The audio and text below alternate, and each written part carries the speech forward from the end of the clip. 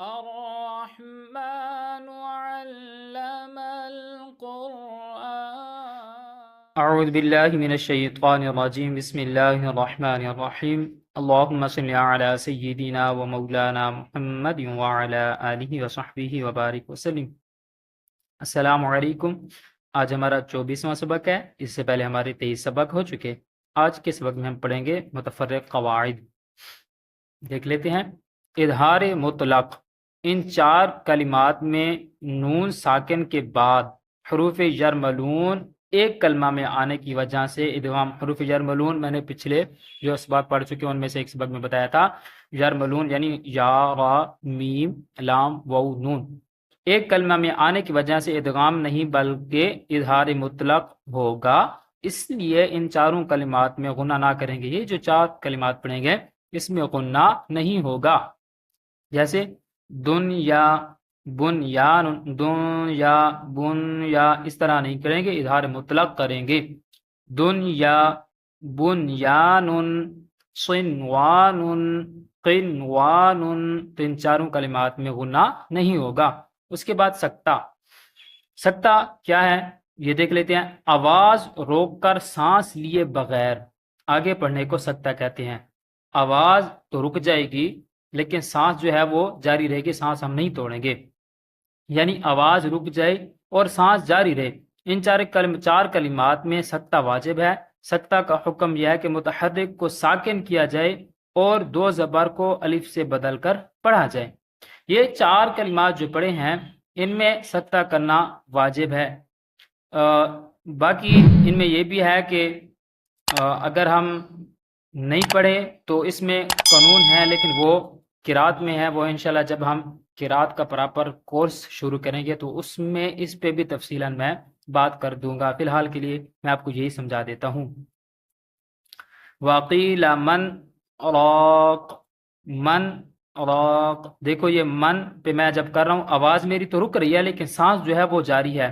یہ 23 پارہ القیامہ سورت میں ہے۔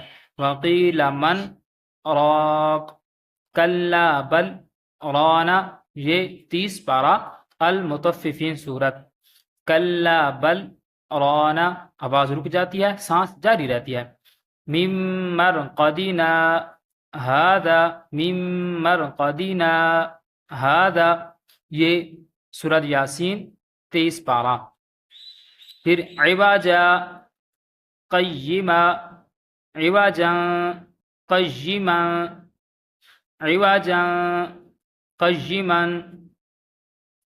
یہ سورۃ الکہف میں ہے، لیکن جب ہم پڑھیں گے تو پیچھے بھی ہم، ویسے تو یہ عوجا لکھا ہوا ہے لیکن پیچھے دیکھو اس کا حکم کیا ہے کہ متحرک کو ساکن کیا جائے اور دو زبر کو الف سے بدل دیں۔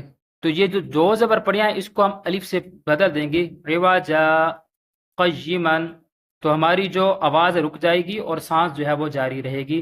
یہ 15 پارہ سورۃ الکہف میں۔ اس کے بعد صاد اور سین، بعض جگہ پہ ہم دیکھتے ہیں صاد لکھا ہوتا ہے اور اس کے اوپر چھوٹا سا سین بھی لکھا ہوتا ہے۔ قرآن پاک میں 4 کلمات صاد سے لکھے جاتے ہیں اور صاد پر باریک سین بھی لکھا ہوتا ہے۔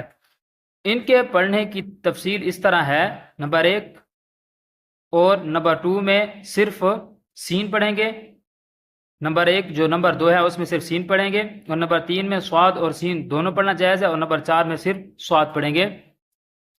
یہ دیکھ لیں آگے، ان کے اوپر نمبر بھی انہوں نے دی ہے، جو نمبر 1 ہے اور نمبر 2 اس میں صرف ہم سین پڑھیں گے، یہ نمبر 1 اور نمبر 2۔ یب سوتو، یب سوتو، یہ پارہ نمبر 2 البقرہ سورت۔ بسط، بسط، بسط، سین پڑھا جائے گا، صاد نہیں پڑھا جائے گا۔ 8واں پارہ الاعراف سورت۔ پھر اس کے بعد اس نے بتایا کہ نمبر 3 میں صاد اور سین دونوں پڑھنا جائز ہے، تو یہ نمبر 3 پڑھا ہے تو اس میں صاد اور سین دونوں پڑھنا جائز ہے۔ کیسے؟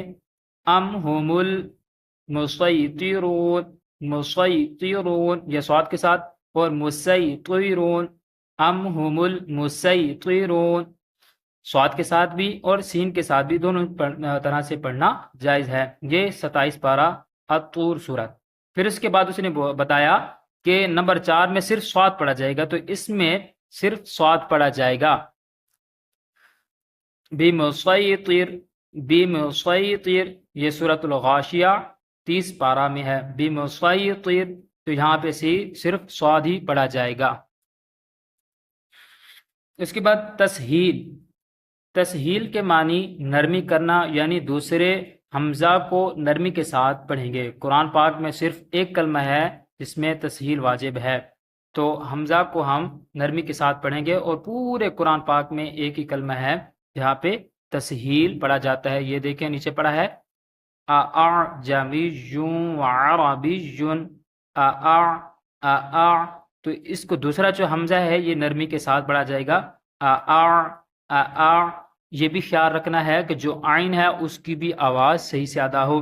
یہ پارہ نمبر 24 حامیم السجدہ سورت میں ہے۔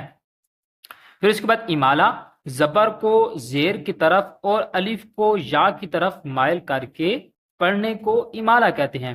امالہ کی را کو اردو کے لفظ قطرے کی را کی طرح پڑھیں، یعنی ری نہیں بلکہ رے پڑھیں گے۔